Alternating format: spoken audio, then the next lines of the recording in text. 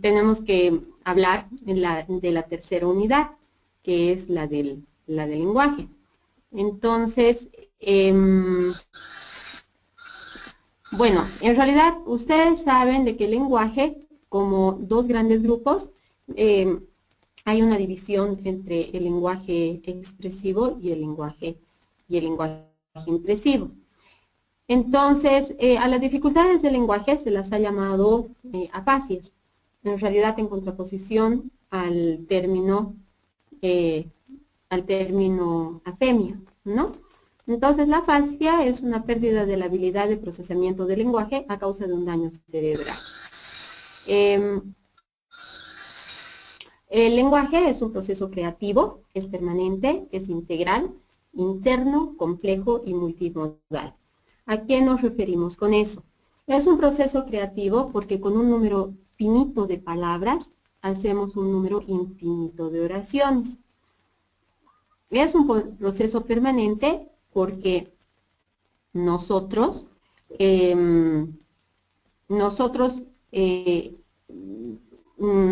adquirimos el lenguaje y no lo perdemos hasta el momento en el que morimos, salvo alguna injuria, ¿no? O sea, algo que trunque esta actividad cognitiva. Es integral porque involucra en realidad a todo el cerebro y además, bueno, en realidad el lenguaje puede ser verbal o no verbal, pero nos permite abstraer la información y nos permite también, en realidad, darle un énfasis, darle un tono, darle elementos paraverbales, darle por ejemplo, gestos que acompañan aquello que queremos decir. Es un proceso interno porque el lenguaje nos permite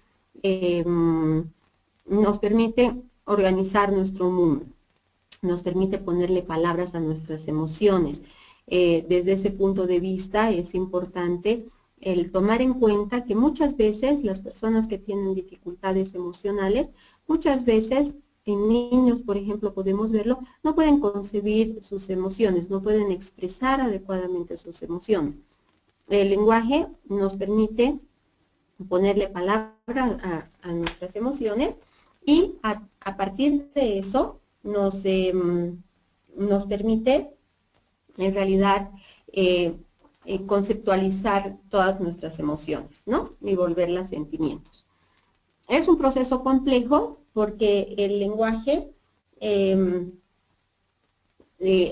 también involucra a muchas funciones cognitivas, al mismo tiempo que el lenguaje involucra, como les había dicho, la mayor parte del cerebro. No hay áreas específicas para el lenguaje, aunque se ha dividido tradicionalmente al lenguaje como lenguaje impresivo y lenguaje expresivo. Pero ese apellido de la dificultad del lenguaje, es decir, el tipo de dificultad que va a ser, el tipo de afasia que va a ser, es aquella que nosotros tenemos que diagnosticar y que sirve para la rehabilitación. Es un proceso multimodal, por lo mismo que les explicaba que es un proceso integral, porque en realidad involucra varias acciones que nosotros hacemos e involucra también varias acciones y varias funciones cognitivas, varias respuestas cognitivas.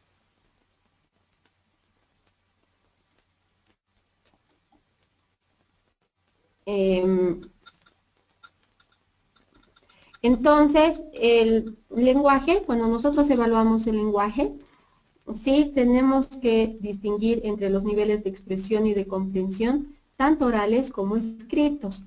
Entonces, muchas veces el lenguaje oral está dado por, bueno, o sea, por las palabras, o puede ser no verbal, y también por la palabra escrita, que es aquello que nos permite plasmar en un lápiz y un papel, plasmar nuestras ideas. Entonces, es importante tomar en cuenta eso y diagnosticarlo a nivel de ambos lugares. Como les decía, el lóbulo frontal, perdón, está implicado en el lenguaje expresivo y una lesión, la lesión principal o la lesión más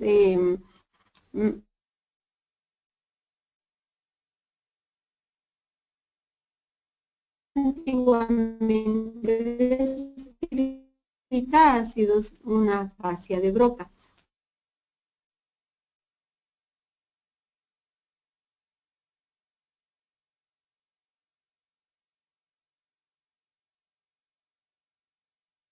Fascia diferente como la llamada Lurie. Y la lesión en las áreas temporales, que ha sido dificultades del lenguaje. Y el audio, no sé.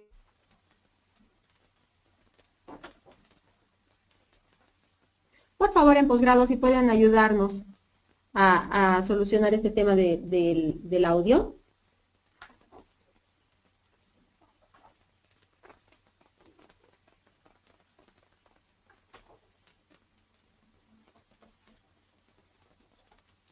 Muy bien, si es que ya se arregló el audio, entonces podemos seguir.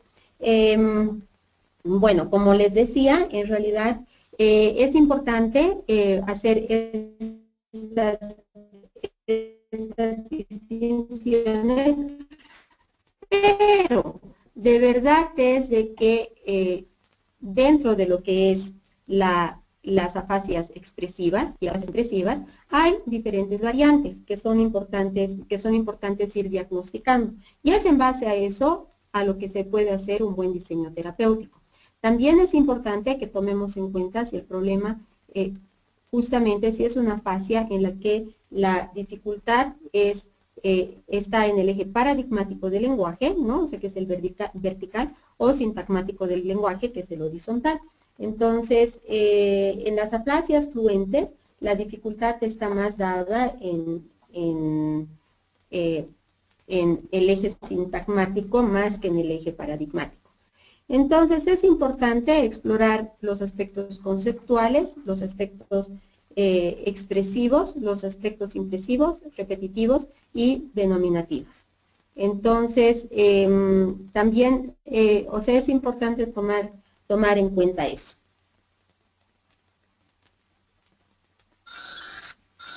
Para poder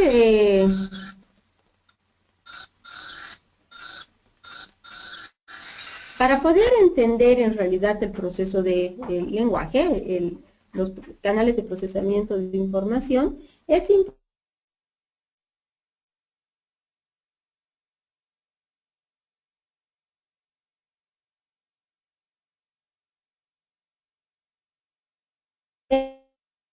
recordar aquello que hemos visto antes, de lo que es que el estímulo, entonces, en el lenguaje, nosotros realmente utilizamos todos estos canales. Hay un mensaje de que se cortó el audio.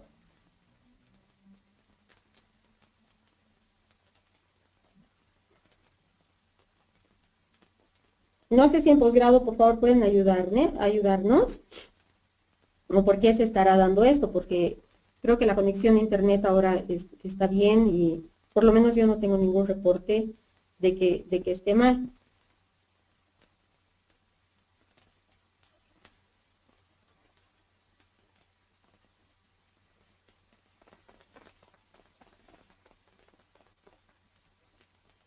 Lamentablemente, doctores, el internet está lento en su modo de vida, pero ahora está normal. La verdad es de que no sé, yo no veo de que haya alguna dificultad en el internet acá. Pero bueno, les pido disculpas en todo caso, porque la verdad es de que realmente no, esto no depende de mí, solamente ya sé que para la próxima vez de repente Viva no es la mejor opción. Entonces, bueno, es importante en el lenguaje tomar en cuenta que tenemos que tenemos un estímulo que va a incluir todo esto, ¿no? O sea, ya sabemos, por ejemplo, si es que alguien nos habla, está utilizando el canal verbal, ¿no? Alguien nos habla, pero hace gestos de enojo, entonces nosotros vamos a percibir el enojo. Ahí está, en realidad, ahí está el dicho que dice, bueno, el tono hace la música, o no importa lo que se diga, sino cómo se lo diga. No sé si habría alguna pregunta hasta aquí o alguna pregunta hasta aquí, o si hay algún comentario.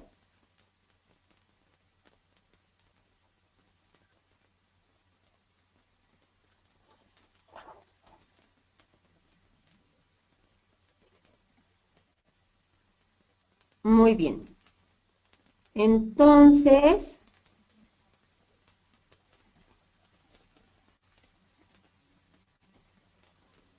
vamos a continuar.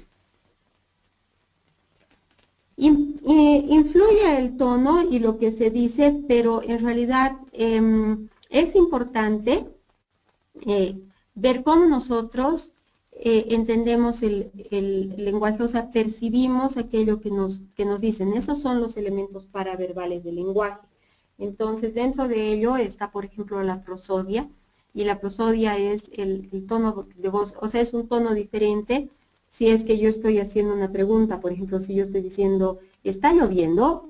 Si estoy diciendo, está lloviendo, ¿no? O sea, es un tono diferente. Entonces, en realidad, la prosodia del lenguaje es lo que nos permite ir organizando mejor el lenguaje.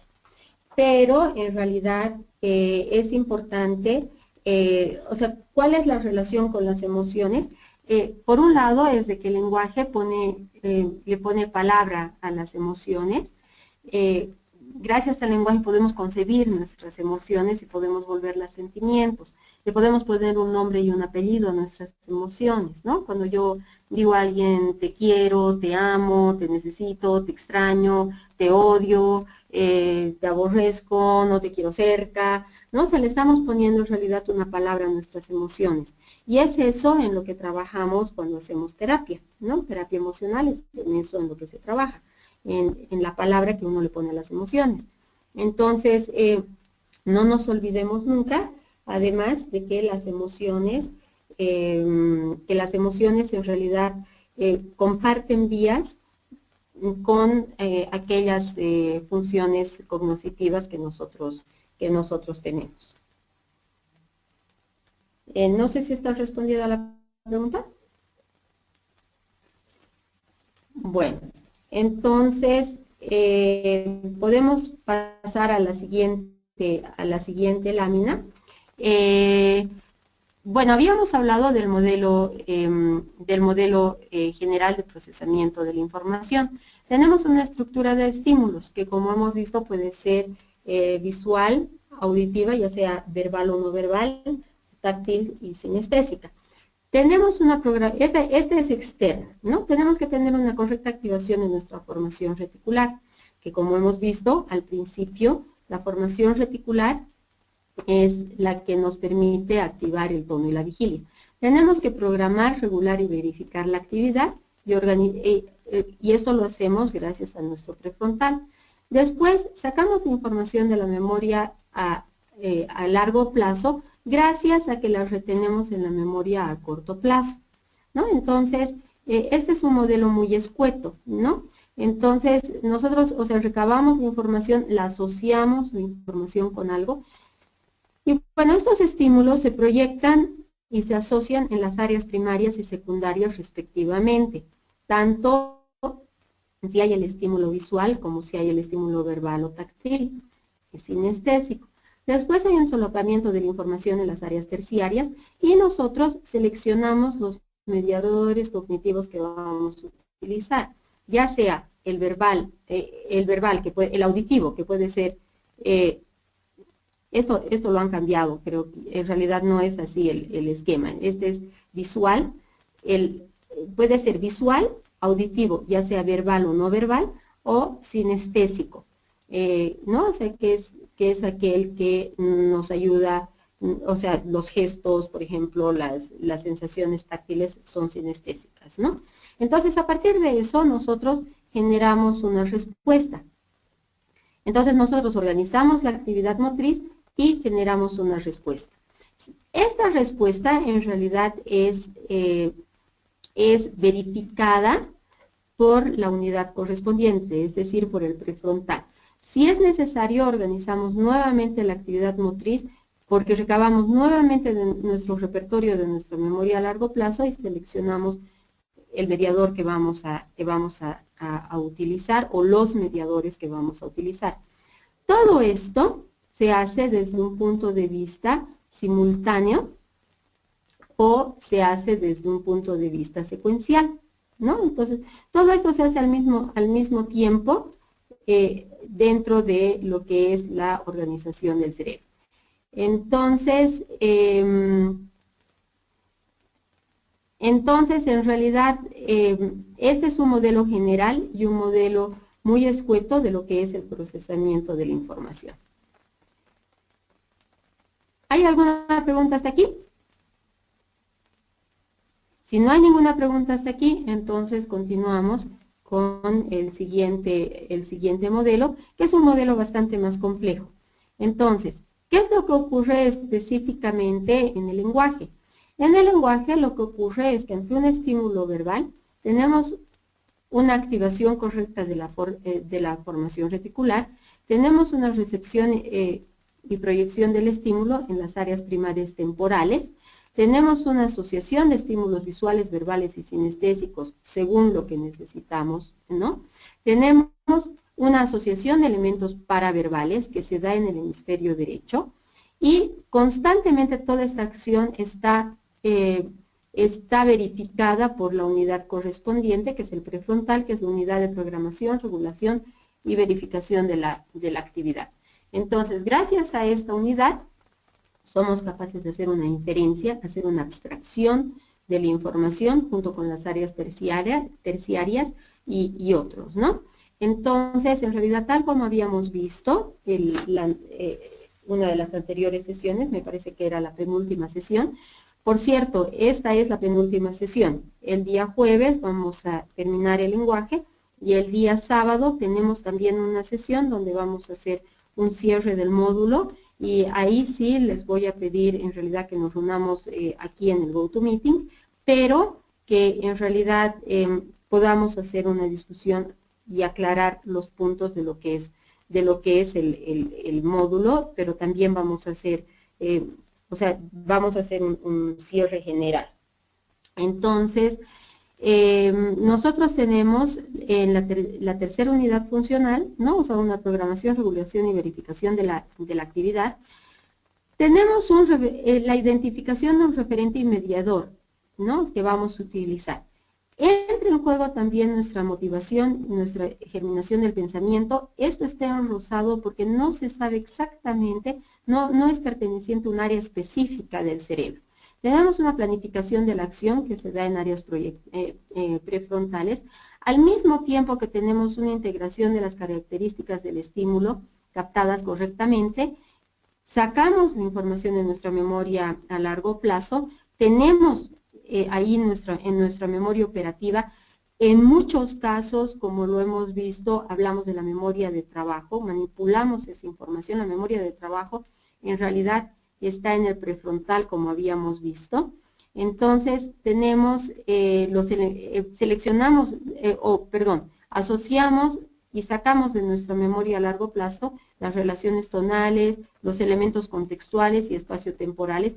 Es lo que muchas veces no hacemos, ¿no? Es lo que tratamos de enseñar en terapia que sí se haga, ¿no? Entonces, ahí tenemos una síntesis visoespacial y rítmico-musical del estímulo percibido, de la información recabada de la memoria a largo plazo. En sí, en realidad, Esto lo tenemos porque nuevamente, o sea, el tono, los elementos paraverbales del lenguaje son sumamente importantes, ¿no? Tenemos una motivación, tenemos una planificación, como les habíamos dicho, identificamos un referente. Al mismo tiempo vamos verificando cada una de estas actividades, integramos los mediadores a utilizar, ¿no? Que se da en áreas terciarias, organizamos la actividad motriz aferente que se da en las áreas primarias parietales, o sea, áreas postcentrales. Organizamos la actividad motriz eferente en el área premotora.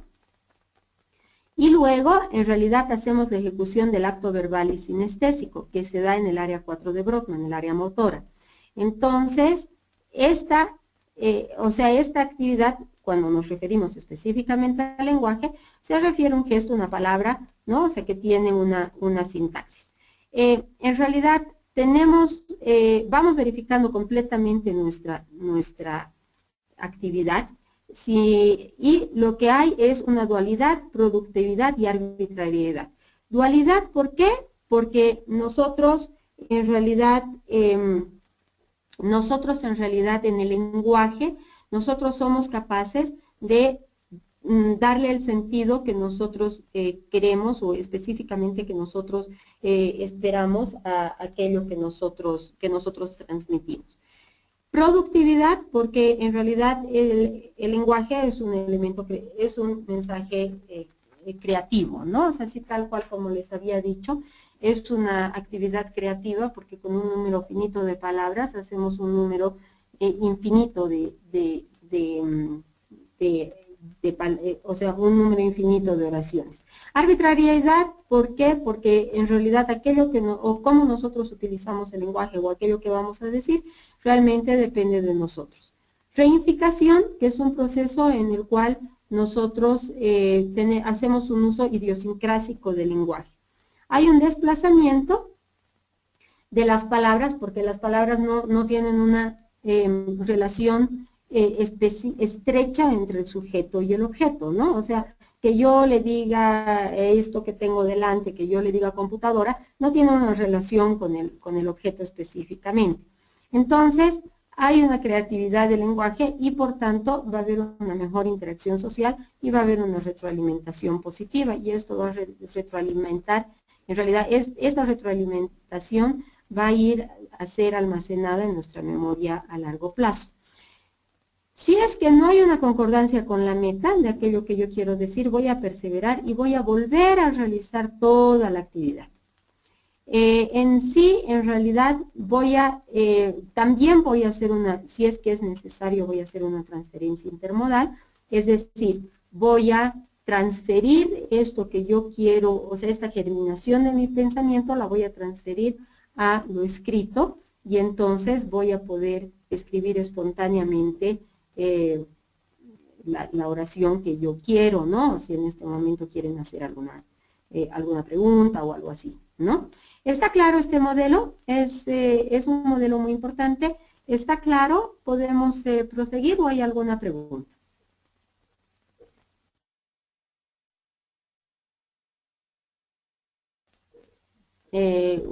¿Alguna pregunta o algún comentario?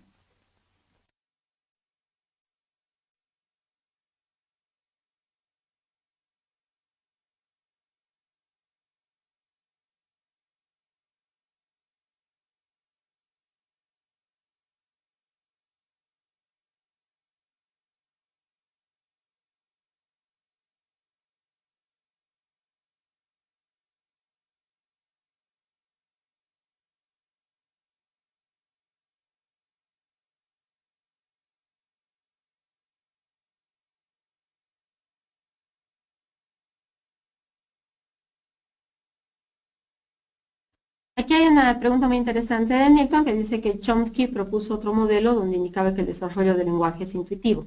Sí, es verdad, este modelo, el que les acabo de explicar, es un modelo que yo en realidad he desarrollado en base justamente a diferentes lecturas, entre ellas justamente leyendo a Chomsky y también leyendo a Linden, leyendo a Luria, ¿no? Entonces, no nos olvidemos que Chomsky es un lingüista, ¿no? Entonces, él hablaba del desarrollo del lenguaje como un proceso intuitivo, porque en realidad es lo que nosotros esperamos, ¿no? O sea que poco a poco el niño, en cuanto va creciendo, el niño va, en realidad va desarrollando el lenguaje.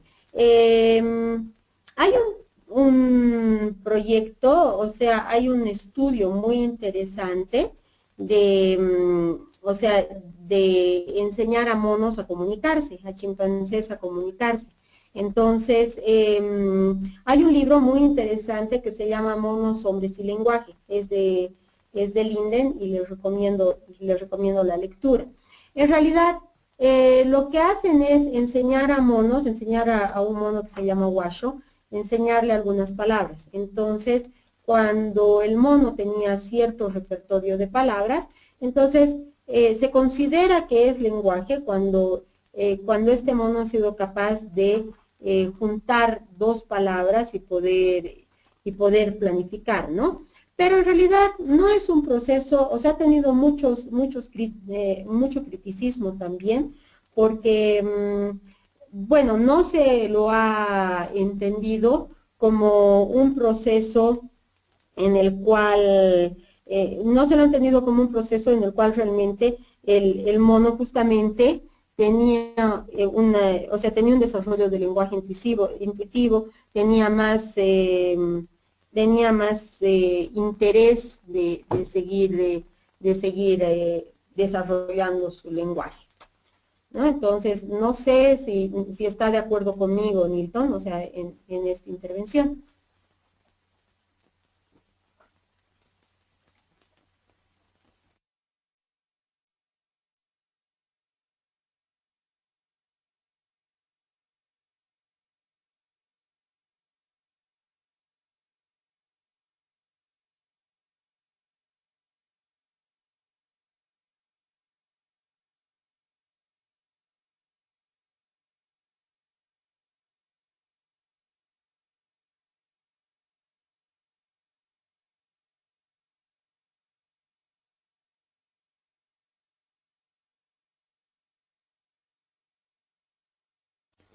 Muy bien, entonces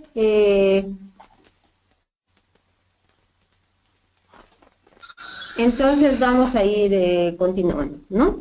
Entonces, bueno, la fascia es una dificultad para organizar el lenguaje y se ha definido como una perturbación en la comunicación verbal causada por lesiones cerebrales circunscritas, ¿no? Entonces,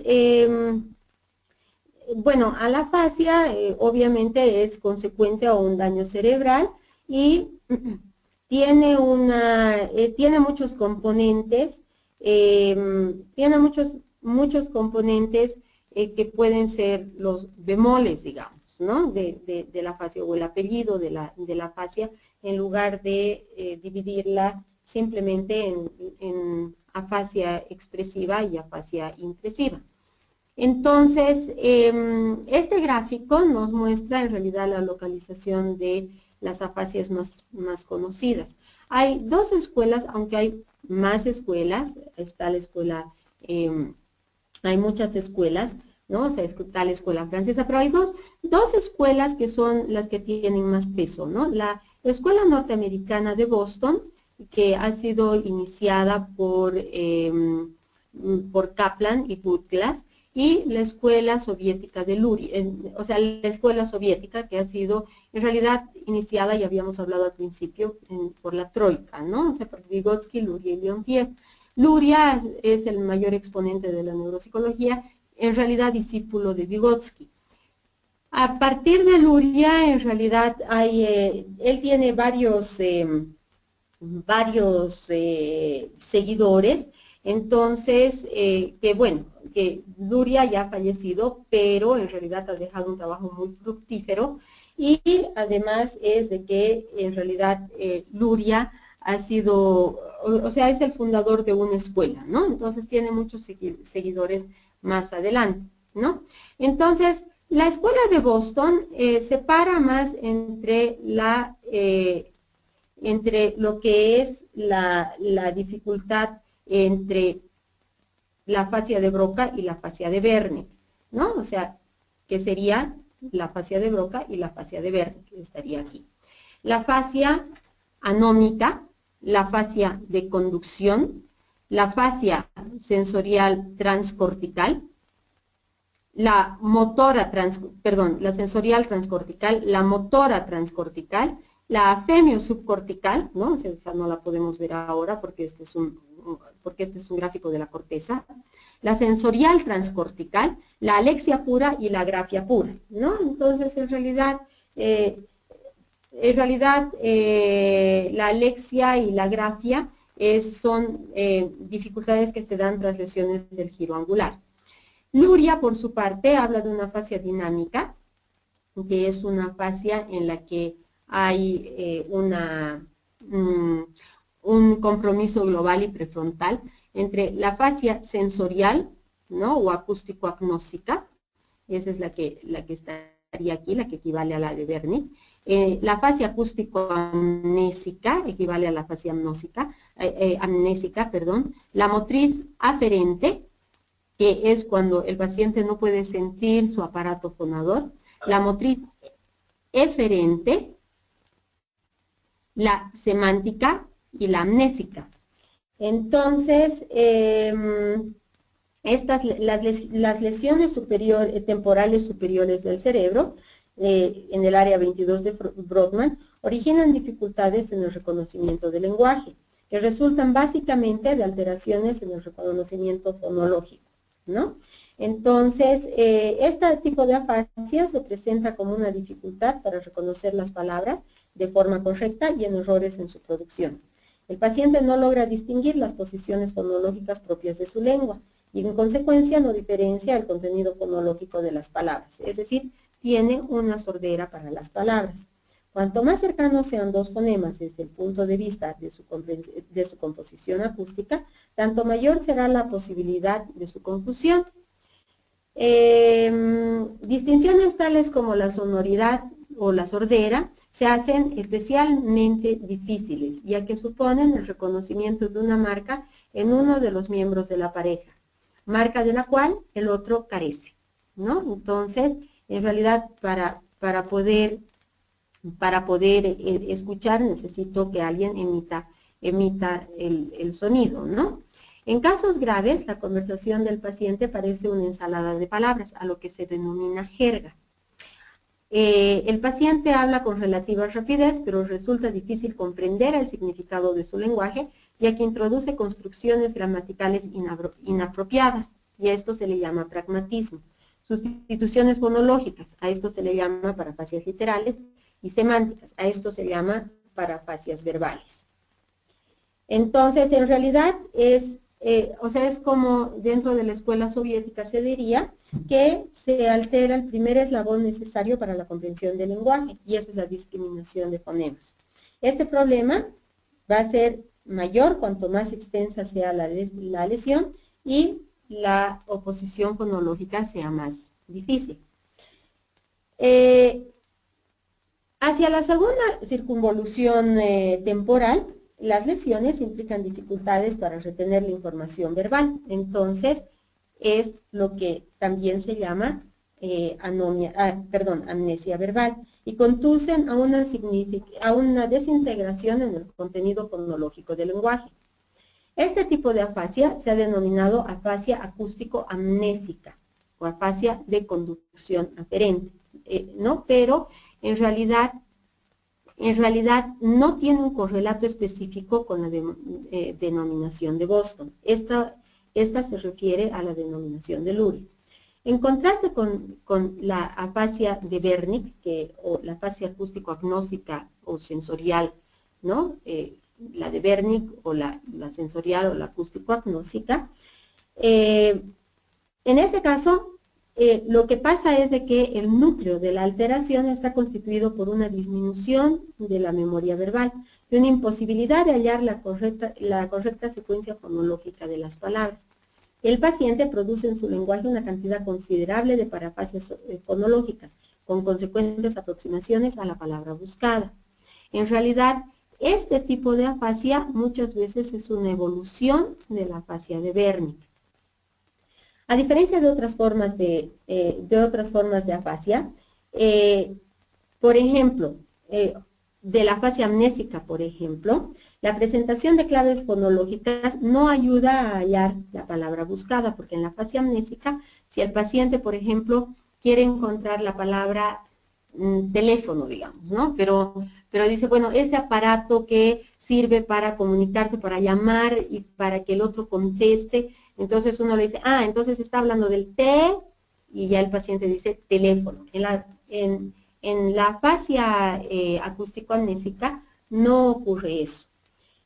O sea, la facilitación no ayuda, en realidad, no ayuda a encontrar la palabra. Lo que señala, por lo tanto, que la estructura fonológica de la palabra se encuentra alterada. ¿Por qué? Porque en realidad hay una dificultad en la memoria de la imagen objetual de la palabra, ¿no? Entonces, nosotros tenemos que tener una imagen interna de las palabras, ¿no? De nuestro lenguaje. El paciente, por lo tanto, puede repetir sílabas y palabras, con lo cual demuestra que el análisis fonológico se conserva. Pero si le presentamos series de sílabas, palabras o frases para su repetición, comienza a presentar errores a causa de su ordenación inadecuada y al rápido olvido de la información verbal. El sujeto no logra comprender frases largas y oraciones complejas, dada la disminución de su memoria verbal operativa, que dificulta reconocer la relación existente entre los elementos presentes en la frase, ¿no? Entonces, es importante tomar en cuenta que en este tipo de afasia se altera la estructura de la palabra debido a una disminución en la memoria verbal y en el reconocimiento de la secuencia fonológica que integra la palabra. No nos olvidemos que en realidad el lóbulo temporal tiene muchas conexiones con el frontal y como habíamos visto, el frontal está muy relacionado con lo que es la memoria del trabajo, ¿no? Entonces, las lesiones angulares, justamente, y temporoccipitales, producen dificultades para evocar el nombre de los objetos. Entonces, a esto se le denomina afasia amnésica, ¿no? Entonces, esa es una ausencia de relación entre el percepto visual y la palabra que lo representa. Este tipo de afasia, este tipo de afasia también se ha denominado la afasia anómica, ¿no? En realidad hay una leve discrepancia respecto al lugar específico donde se presenta, ¿no? Pero de verdad es en realidad aquí donde les había dicho, ¿no? O sea, en realidad en relación a las lesiones angulares y temporoccipitales. En este trastorno aparece una dificultad básica en la denominación, o sea, hay una ausencia de relación entre el percepto visual y la palabra que lo representa. E inversamente en la representación del referente de las palabras. Por lo general se asocia al menos con una discreta agnosia visual y dificultades en la categorización de los objetos, aún sin utilización del lenguaje, ¿no? Entonces, en realidad, es importante el momento que se va a diagnosticar una afasia, no hacer una batería que implique solamente la detección del lenguaje, sino también evaluar otros aspectos, ¿no? Entonces, no es solamente cuestión de utilizar el test de Boston para la valoración de la afasia, por ejemplo, sino que también debemos evaluar otros aspectos. Si es que vemos, por ejemplo, la prueba la última prueba de Quintanar, que es la batería de Puebla-Sevilla para el diagnóstico de la afasia, vamos a ver que al interior hay muchas otras áreas que están evaluadas, ¿no? Entonces,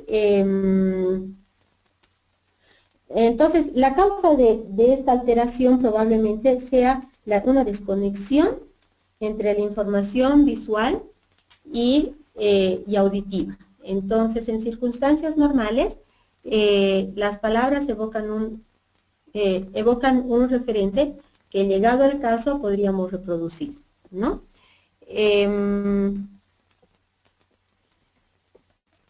Entonces, y a su vez un percepto visual, por ejemplo, ¿no? O sea, la figura, por ejemplo, de una mesa, que se asocia con el nombre o la palabra mesa, ¿no? El paciente utiliza en su lenguaje palabras objeto.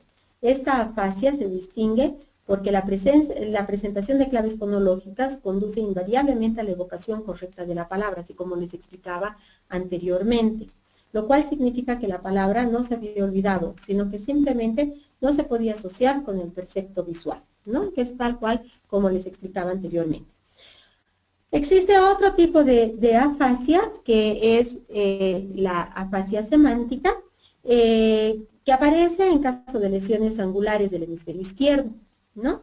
Entonces, en este caso, muchas veces, bueno, se la junta con la afasia amnésica. Y ojo, además, que en realidad el hecho que el paciente tenga un tipo de afasia no implica que no tenga características además de otras, ¿no? O sea, especialmente, por ejemplo, en un TEC. O sea, puede que el foco de la lesión esté en un lugar, pero por los efectos de contragolpe, puede ser que haya un campo que esté más ahí, ¿no? Entonces, en estos casos de afasia semántica, el paciente discrimina fonemas, recuerda la secuencia fonológica de las palabras y las evoca adecuadamente, pero lo que no logra es comprender la relación existente entre los miembros de una oración. Se distingue especialmente las siguientes dificultades. Las estructuras lógico-gramaticales, por ejemplo, entonces el paciente no es capaz, según la edad, de distinguir, por ejemplo, el papá de mi papá es mi, o el papá de mi prima es mi, ¿no? O sea, cosas así, ¿no? En realidad, o frases reversibles, ¿no?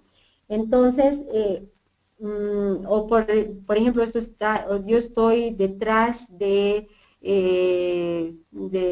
la mesa, por ejemplo, pero delante de la pared, ¿no? O sea, cosas así.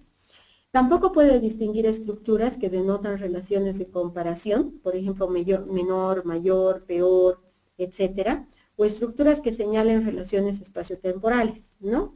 Antes, arriba, ¿no? Cosas así.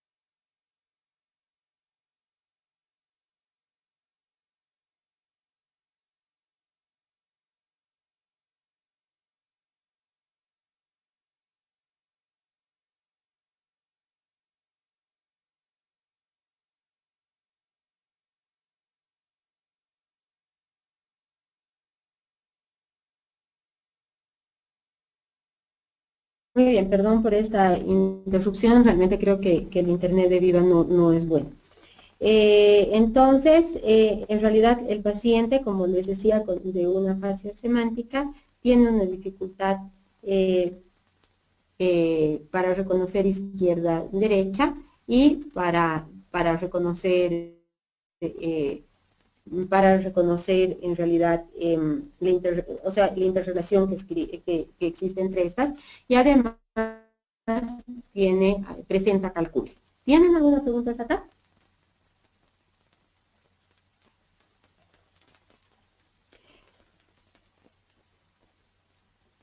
Es muy frecuente que la afasia se asocie con la alexia. En realidad depende del lugar de la lesión, ¿no?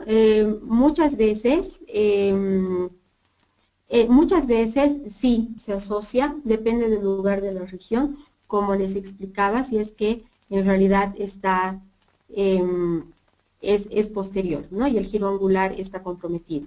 Si no, no tiene en realidad una relación específica. O sea, las afasias que se dan en áreas anteriores no necesariamente tienen una relación con la alexia. existe alexia pura y agrafia pura, o sea, sin necesidad de haber afasia.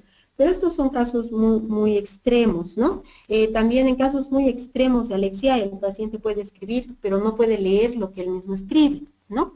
Entonces, esos sí ya son casos realmente muy extremos que existen, no existen, no es que no existen. Si las disfemias afectan al proceso del lenguaje, en realidad, al proceso de adquisición del lenguaje, sí, ya habría que averiguar cuál es la causa de las disfemias, ¿no? O sea, si ha habido, o sea, por qué el niño, digamos, o sea, está presentando una disfemia, ¿no? Ahora, en realidad, sí debería afectar a lo que es el desarrollo del lenguaje. No sé si hay alguna otra pregunta, algún comentario, si están respondidas las preguntas, o tienen alguna observación a las respuestas. Bien. Entonces, cuando en realidad el daño es postcentral, ¿no? O sea, cuando el daño es postcentral y supramarginal, entonces existe una dificultad en el lenguaje repetitivo, que se conoce como una apraxia verbal o una afasia motora aferente, según Luria, ¿no? En realidad, esta se correlaciona con la afasia motora, con la afasia sensorial transcortical. En realidad, este tipo de afasia también se correlaciona con la afasia de conducción, ¿no? O sea, de Boston. O sea, como ven, no hay una correlación específica entre ambos, ¿no? No se olviden que en realidad Luria eran audiólogos, mientras que Luria ha estudiado, o sea, en realidad era neuropsicólogo, ¿no? Ha fundado la neuropsicología. Entonces, no hay una relación, aunque esta clasificación de Boston es una clasificación muy usada. Entonces, en el caso de una afasia en realidad de una afasia motora aferente, el paciente es incapaz de encontrar la posición adecuada del aparato fonador para la articulación del lenguaje y, en consecuencia, se halla alterada ya no la estructura del fonema, sino del articulema, ¿no? Entonces, en realidad, el paciente no es capaz de poner su aparato fonador en una estructura, en una posición dada.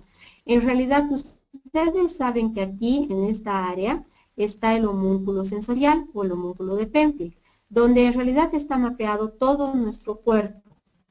En realidad, está mapeada toda la representación de nuestro cuerpo y nosotros tenemos sensaciones ante un estímulo eléctrico, ¿no?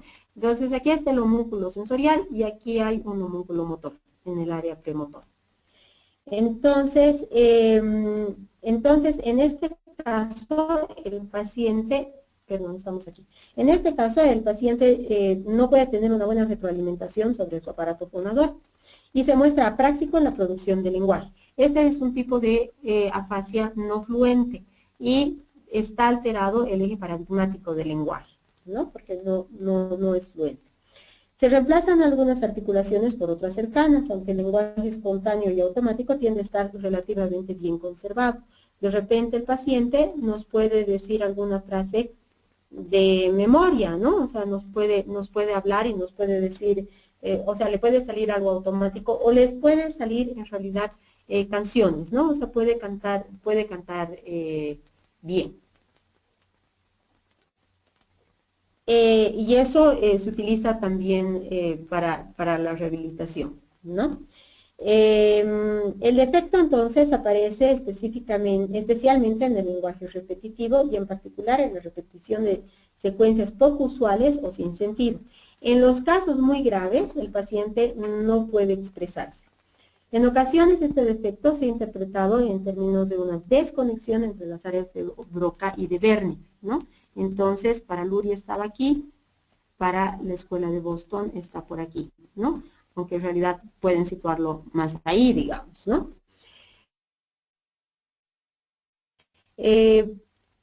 Puede, aquí, o sea, en este tipo de clasificación, también se puede concentrar como una práctica para los movimientos implicados en la producción del lenguaje.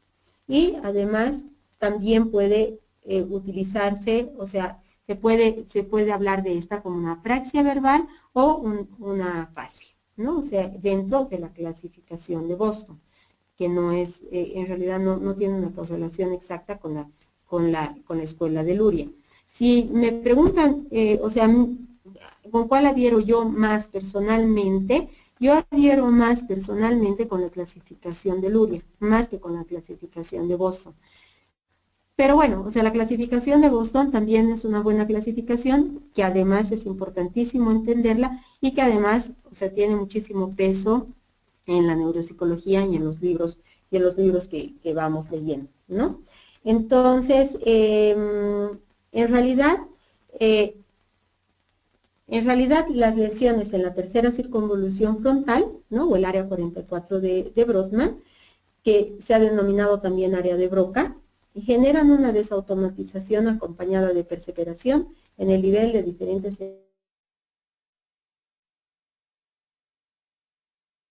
elementos. Hay un agramatismo. Esta es la fascia motriz eferente de Luria y es la fascia de Broca dentro de la clasificación de Boston.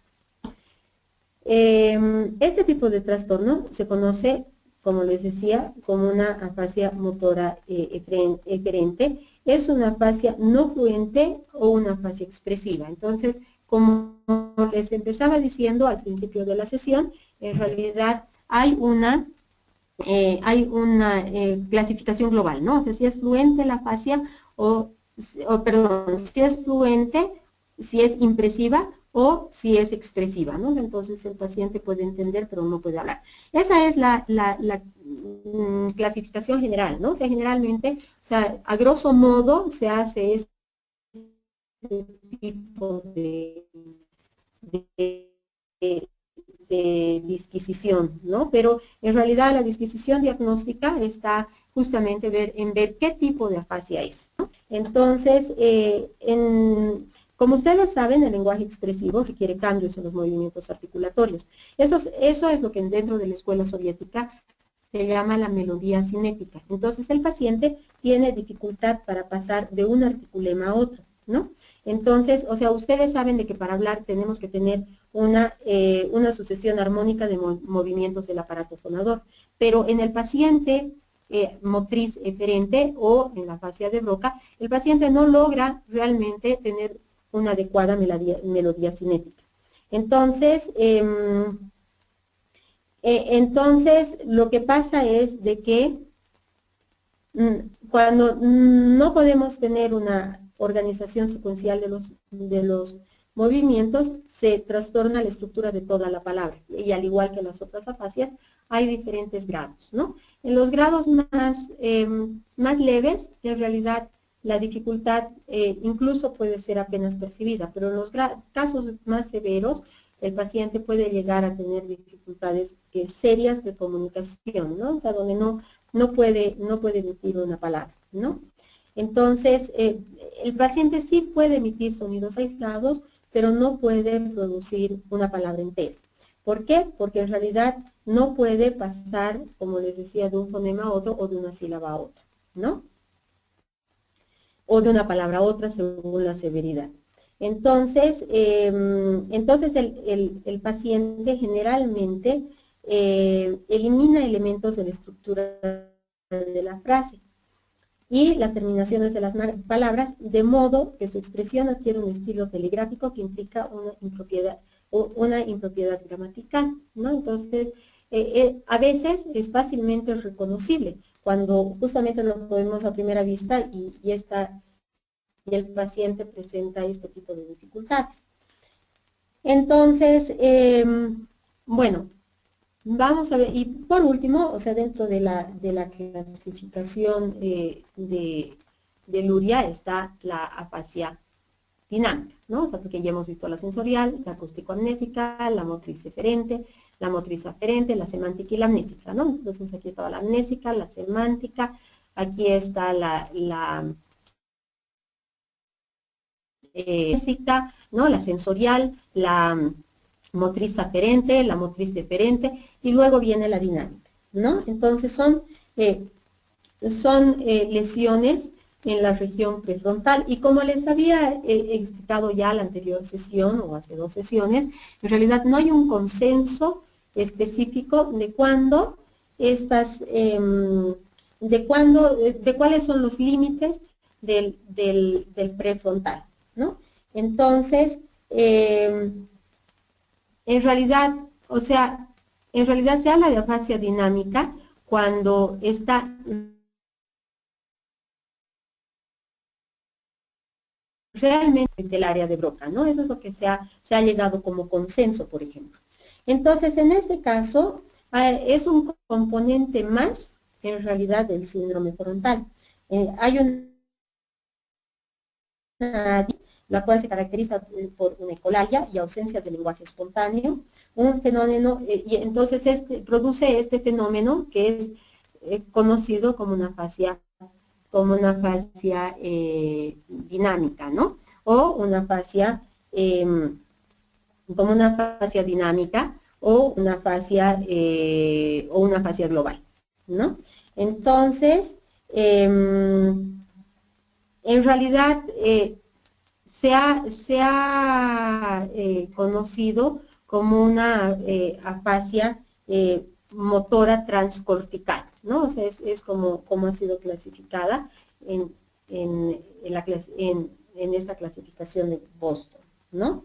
Entonces, el lenguaje repetitivo y la comprensión se encuentran relativamente bien conservados, aunque el lenguaje repetitivo presenta perseveraciones, contaminaciones y detenciones súbitas del discurso. Y el defecto se muestra especialmente claro en el habla espontánea y en el diálogo. Entonces el paciente puede simplemente suprimir toda expresión verbal para caer en un cuadro de mutismo o semimutismo. A pesar de que los aspectos formales del lenguaje se encuentran bien conservados, el individuo, ¿no? O sea, el paciente es incapaz de hablar por cuanto carece de un esquema expresivo. Podría articular, ya que dispone de los medios para producir el lenguaje, pero su anemia general no se lo permite. En ocasiones, este tipo de afasia se ha considerado equivalente a un defecto consecuente a la lesión del área motora suplementaria. Sin embargo, lesiones en el área motora suplementaria en realidad alteran la habilidad para iniciar y mantener el acto verbal. Y este defecto se denomina como afasia del área motora suplementaria, ¿no? Pero en realidad este tipo de afasia frecuentemente se asocia con alexia, con agrafia y con acalculia. Entonces, ¿qué es lo que pasa? Lo que pasa es que, como les decía, o sea, puede haber un tipo de afasia, pero que tiene además características de otros tipos de afasia. La afasia dinámica muy rara vez está separada, digamos, de un síndrome frontal, ¿no? De un síndrome frontal, donde puede haber además una inatención, ¿no? Tal cual como explicábamos la anterior sesión. La alexia pura es una alteración en la habilidad para leer consecuente de una lesión cerebral. No sé si antes de eso había alguna pregunta, por favor, antes que pasemos a la alexia y a la grafia.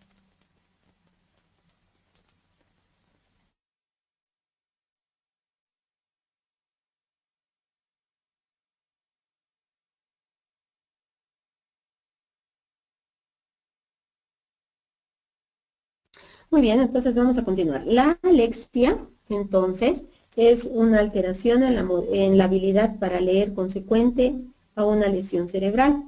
Entonces, hay 4 formas principales de alexia.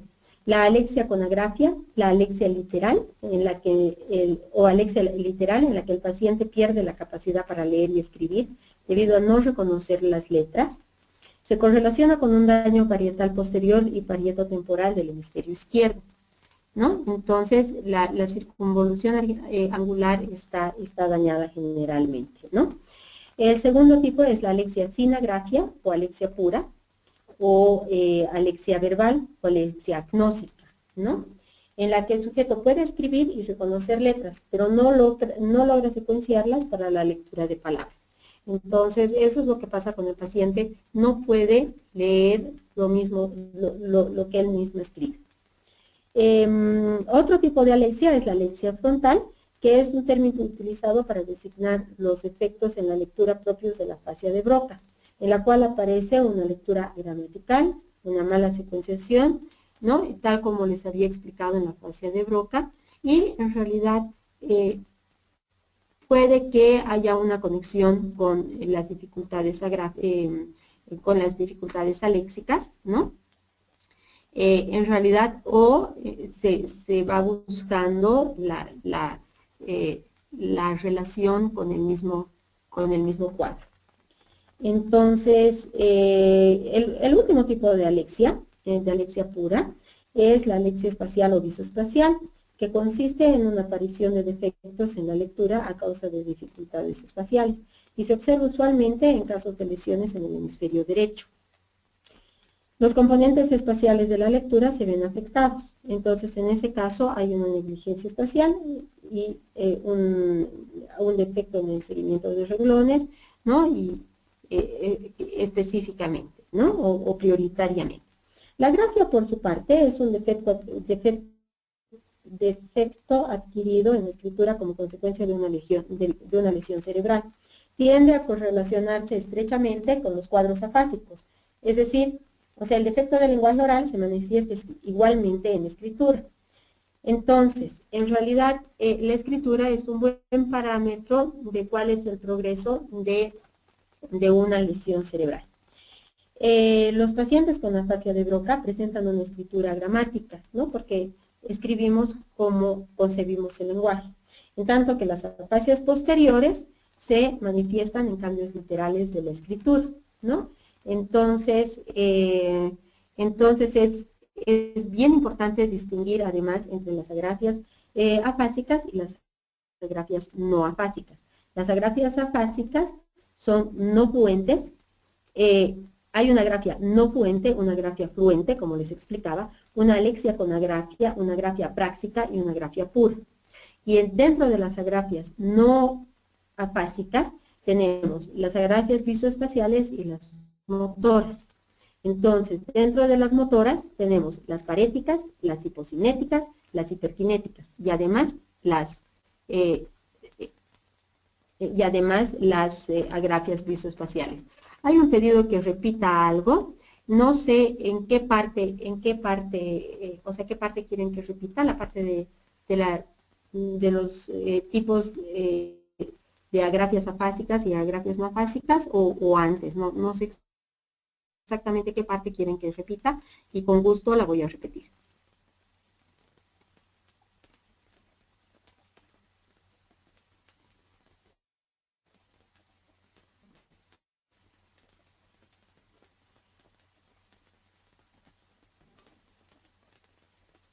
A ver, antes como logros, no sé dónde está antes como logros o qué es lo que he dicho al respecto. Ah, logramos escribir. Entonces, bueno, no sé exactamente, o sea, qué parte es la que quieren que repita. La parte de las agrafias afásicas y no afásicas se puede dividir como que las agrafias afásicas están la grafia no fluente, la grafia fluente, la alexia con agrafia, la agrafia apráxica y la agrafia pura. Y dentro de las agrafias no afásicas están las paréticas, las hipocinéticas, las hiperkinéticas y las agrafias visoespaciales.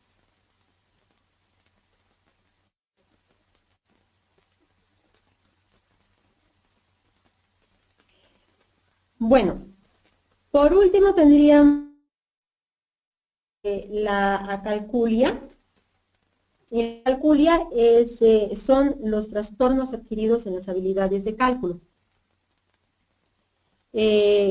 como consecuencia de una lesión cerebral, ¿no? O sea, todo esto es como consecuencia de una lesión cerebral. Sí, escribimos, gracias por la aclaración, Carolina.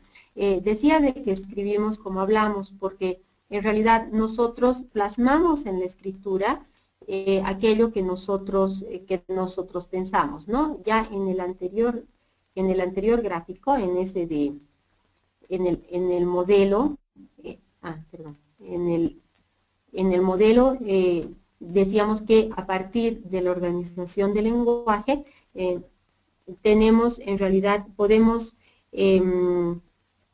integrar qué mediadores vamos a utilizar a partir de ese proceso de producción y la planificación de la acción, y entonces llegamos a la escritura espontánea, ¿no? Entonces, en realidad, cuando nosotros vamos a escribir y vamos a hacer, y esto es muy importante, ¿no?, en el diagnóstico, cuando nosotros, por ejemplo, hacemos un diagnóstico de afasia, por ejemplo, hacemos un diagnóstico de dificultades de afasias o de dificultades de aprendizaje. Entonces es importantísimo evaluar el lenguaje interior. Entonces le pedimos al paciente que escriba algo espontáneo.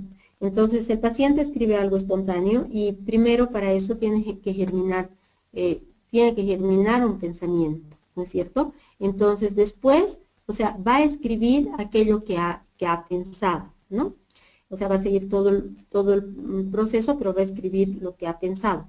Y es por eso que nosotros escribimos como hablamos. En realidad, ¿cómo nosotros vemos o podemos evaluar que una persona ha mejorado?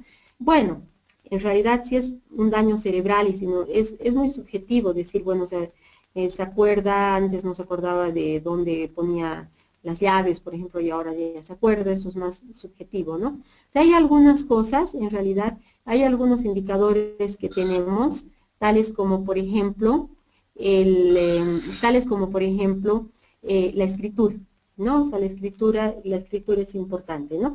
Ahora, lo que vamos a encontrar mucho en pacientes afásicos es que el paciente se autoaísla. En realidad, aunque pueda hablar, pero se autoaísla, ¿no? Y el paciente mismo es más consciente de su propia dificultad que las personas que están alrededor. Entonces, en realidad, lo que vemos es de que en ese caso, o sea, existe un componente emocional que es muy, muy importante y es muy importante tratar, no solamente para el paciente, sino para toda la familia. Porque muchas veces tenemos a sobreproteger a una persona que tiene afasia, como si estuviera enferma, ¿no? O sea, las personas con afasia no son personas enfermas, ya han sido estabilizadas médicamente, entonces no son una persona enferma, aunque pueden desarrollar la afasia lógicamente, o sea, antes de estar estabilizadas médicamente, obviamente, ¿no? Pero en realidad es más rápida la estabilización médica que la afasia que queda, ¿no? Y a veces se da, por ejemplo, anticonvulsivantes, pero como prevención, aunque el paciente nunca haya convulsionado, porque se presume que un paciente tras una lesión cerebral puede convulsionar, ¿no? Entonces, bueno, vamos a ver entonces ahora la acalculia. Entonces, la acalculia en realidad ha sido notoriamente menos analizada que las alexias y las agrafias. Entonces, pero sin embargo, pueden encontrarse o pueden dividirse en dos grupos. Las acalculias primarias, que están caracterizadas por la imposibilidad de realizar cálculos aritméticos, y ahí hay una anaritmetia, y por una pérdida del sentido computacional, ¿no? Entonces, es importante ver cómo está la gramática aritmética, si se escribe las unidades debajo de las unidades, las decenas debajo de las decenas, etcétera, etcétera, ¿no? O sea, si se organiza bien el problema. Y por otro lado tenemos las acalculias secundarias, en las cuales los defectos en el cálculo son resultados de alteraciones de tipo aléxico y o agráfico, ¿no? Entonces ahí tenemos que ver cuánto además está abstrayendo la información el paciente, ¿no? Entonces, también debe tomarse en cuenta lo que son las acalculias frontales o las acalculias espaciales, ¿no? Y estas serían un tipo secundario de acalculia, ¿no? Y en realidad, es difícil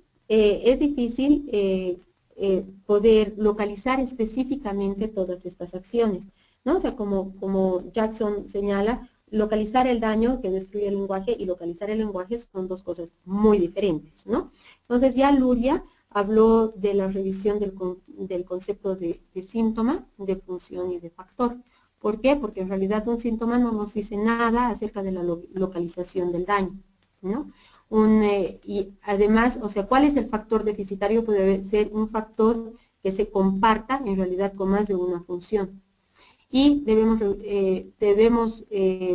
revisar el concepto de función porque de verdad es de que no hay funciones solamente especializadas en el lenguaje, por ejemplo, o solamente en las matemáticas, o solamente, no, sino que en realidad hay múltiples funciones que interactúan para poder llegar a una acción definida. No sé si habría alguna pregunta hasta aquí o alguna cosa que sería importante aclarar.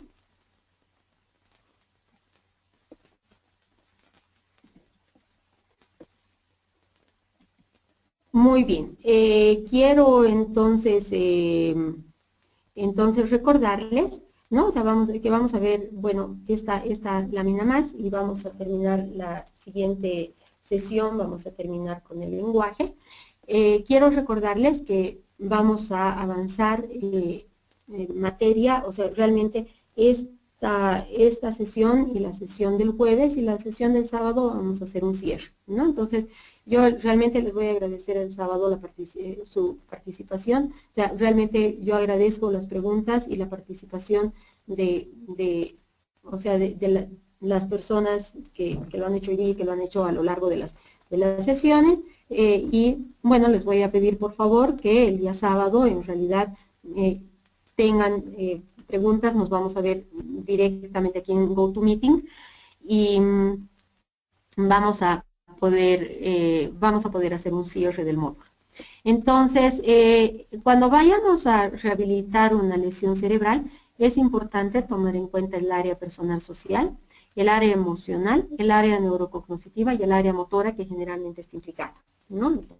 Entonces, el área personal social es aquella área que tiene que ver con todo nuestro entorno y que está interrelacionada en realidad con el resto, ¿no? O sea, nuestra realidad está relacionada con aquello con cómo vamos a ir desarrollando o saliendo adelante de uno o de otro impasse que nosotros tengamos.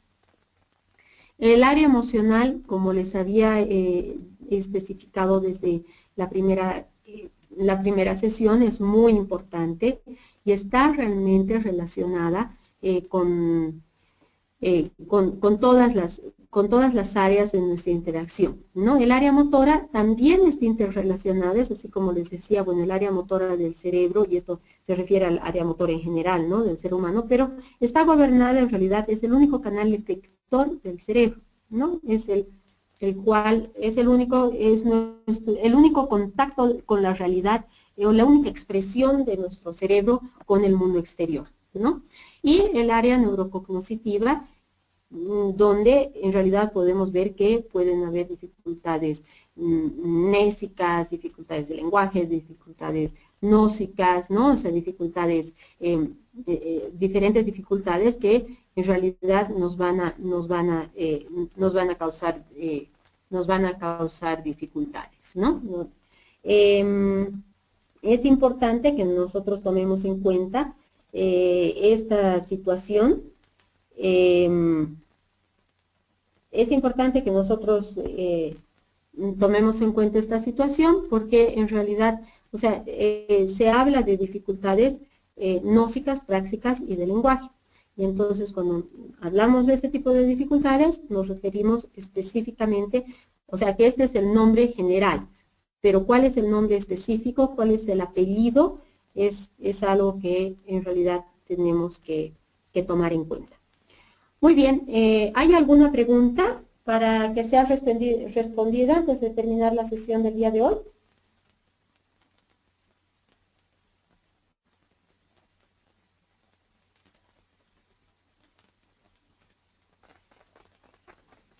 Sí, Carolina.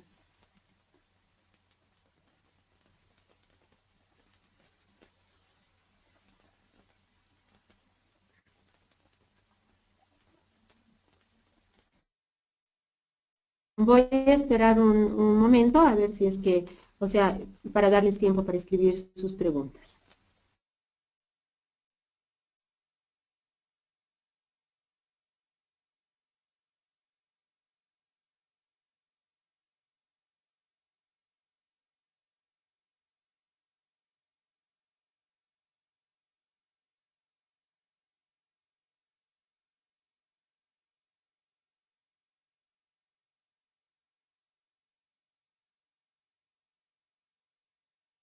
A ver, aquí la pregunta es, en la fase de depresión, ¿cómo haríamos la intervención? En realidad, el próximo módulo es de intervención, entonces, de rehabilitación, entonces seguramente se va a hablar con extensión sobre esto, ¿no? En realidad, en la depresión, no escuchan. En realidad, hay modelos para la rehabilitación de afasia. Uno de los modelos es el de Albert Sparks y colaboradores, ¿no? Pero en realidad, una es la intervención de la afasia y otra es la intervención de la depresión.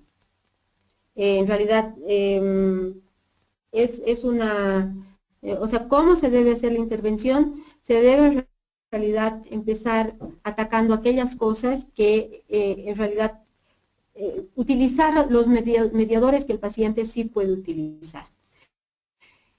Aquí hay otra pregunta que dice cuál es la diferencia entre los trastornos del habla y del lenguaje y las dificultades de atención. Bueno, hay una diferencia clara, ¿no? Las dificultades de atención son, como habíamos hablado, son diferentes y se alojan especialmente en el hemisferio, perdón, en el lóbulo prefrontal, en el área prefrontal, y en realidad esas son las dificultades de atención y pueden, o sea, sin que definitivamente tengamos alguna dificultad específica para hablar, ¿no? Y las dificultades de afasia son dificultades justamente de lenguaje, aunque no tengamos dificultades de atención. ¿Qué clasificación de afasia se nos... En realidad, cualquiera, ¿no? O sea, yo personalmente adhiero más con la clasificación de Luria, pero en realidad, o sea, ambas son importantes saber, ¿no? ¿Cuál es la diferencia entre afasia y afasia progresiva? En realidad, la afasia es un daño estático, ¿no? O sea, el daño, lesión, en realidad cuando hay una lesión hay un daño estático y el paciente, o sea, llega a tener una afasia específica, ¿no? Muchas veces hablamos de afasia progresiva, tanto en enfermedades degenerativas como cuando estamos dentro de la ventana de recuperación espontánea, que es entre 3 a 6 meses.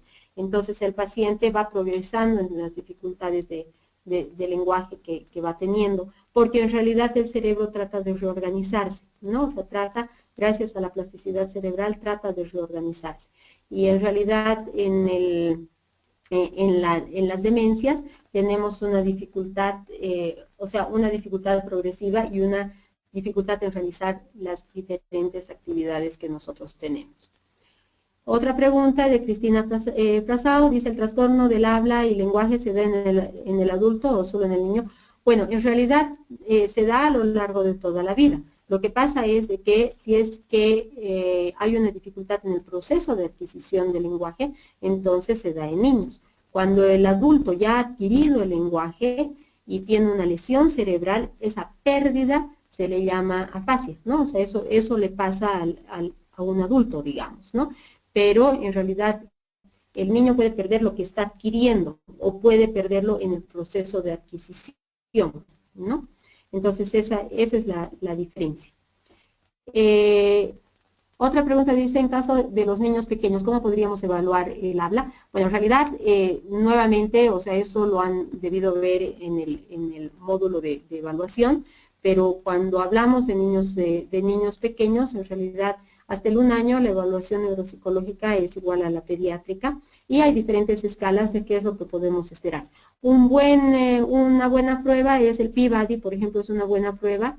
El TEDI, ¿no? Que es una adaptación chilena del Peabody, por ejemplo, y hay otras pruebas más que son buenas para poder ver eso. Pero lo que yo les recomiendo siempre es poder entender y saber lo que es el desarrollo humano, porque en realidad, o sea, los libros de desarrollo humano se basan en la producción, pero la producción del niño nos habla de la conformación y del desarrollo de su cerebro, ¿no? Aunque hay estudios específicos, ¿no? O sea, bueno, Urbez habla de eso, por ejemplo, ¿no? O sea, hay libros específicos o sea, que hablan sobre el desarrollo del lenguaje.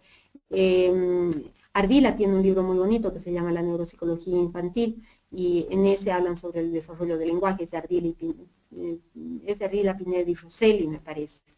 Entonces, esos son libros importantes para leer. ¿Hay alguna pregunta más?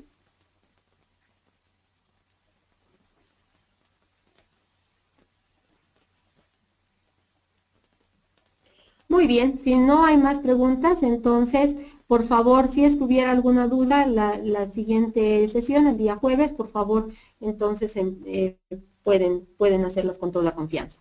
Muy bien, muchísimas gracias y buenas noches. Hasta el jueves, que es nuestra siguiente sesión. Muchas gracias.